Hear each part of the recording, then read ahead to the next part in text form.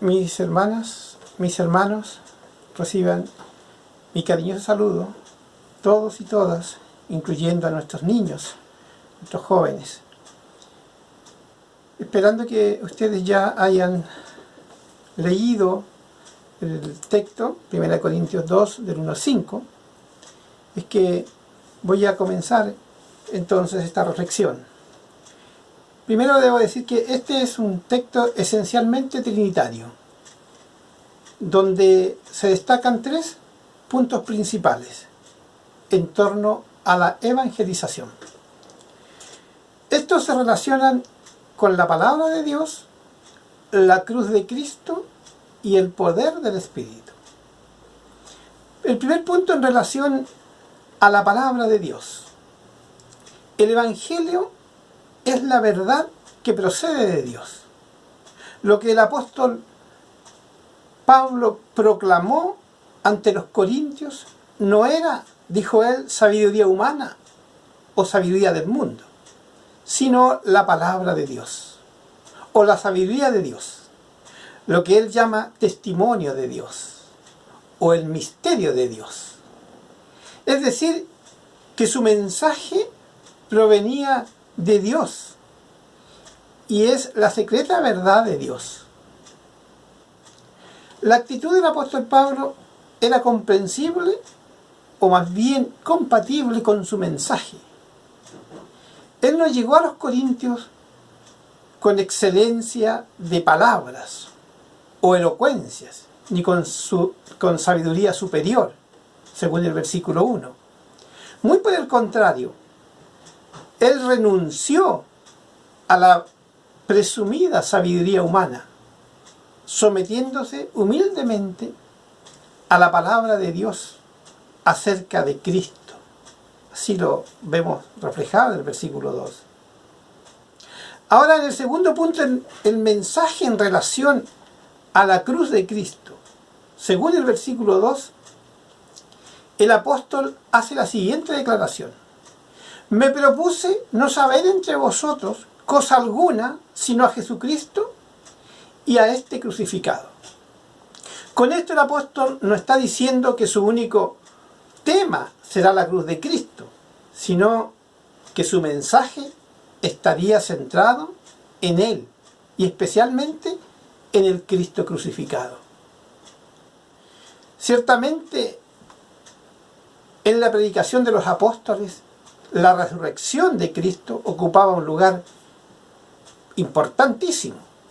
¿Qué duda cabe si el mismo Pablo, en esta misma carta, en el capítulo 15, como ustedes recordarán, hace toda una apología a la resurrección de los muertos, basada precisamente en la resurrección de Cristo? Ahora, ¿por qué Pablo tomó la decisión de concentrar su predicación en Cristo y especialmente en su cruz? Él dice, me propuse, determiné, decidí proceder así.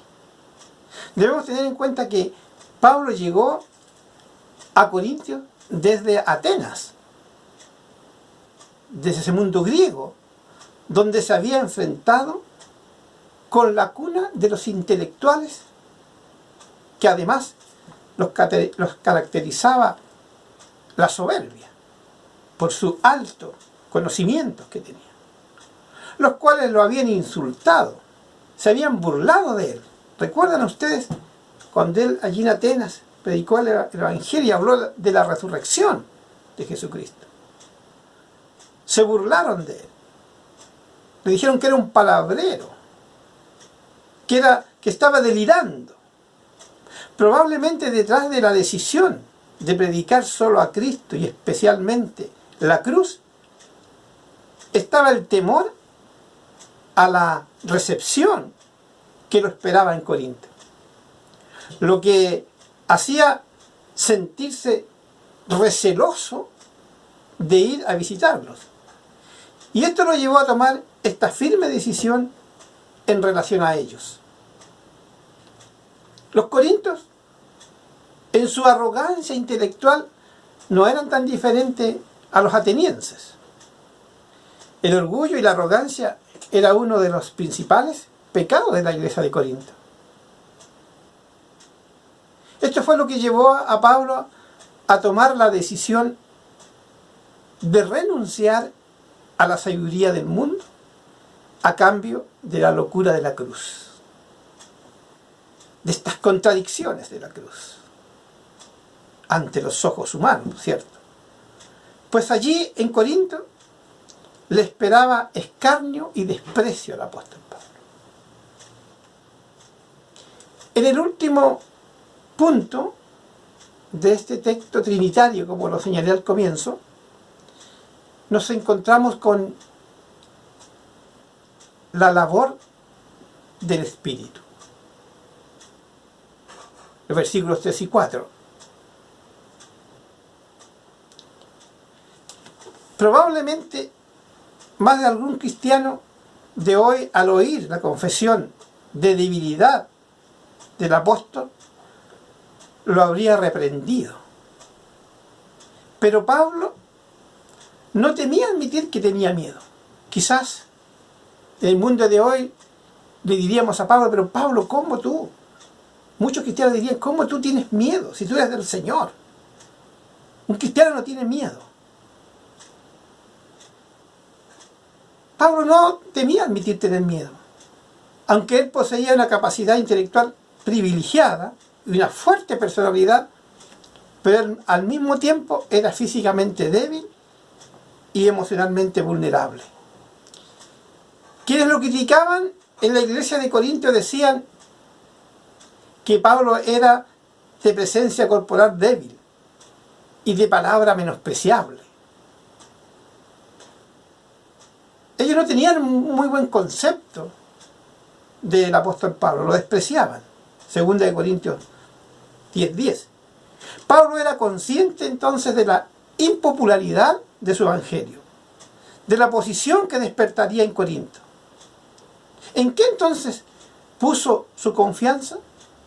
Veamos el versículo 4 y 5. Su confianza no estaba en palabras persuasivas de humana sabiduría o en los discursos de los que saben hablar y conquistar a sus oyentes. En lugar de la sabiduría del mundo, predicaba a Cristo y su cruz. Y en lugar de la retórica del mundo, ponía su confianza en la poderosa demostración que el Espíritu Santo proporciona a la palabra. Ciertamente porque el Espíritu Santo, solo el Espíritu Santo puede convencer a las personas de pecado y su necesidad de volverse en arrepentimiento a Cristo. Tenemos allí a Juan 16, 7 y 8 como reflexión, como referente a lo que estoy diciendo.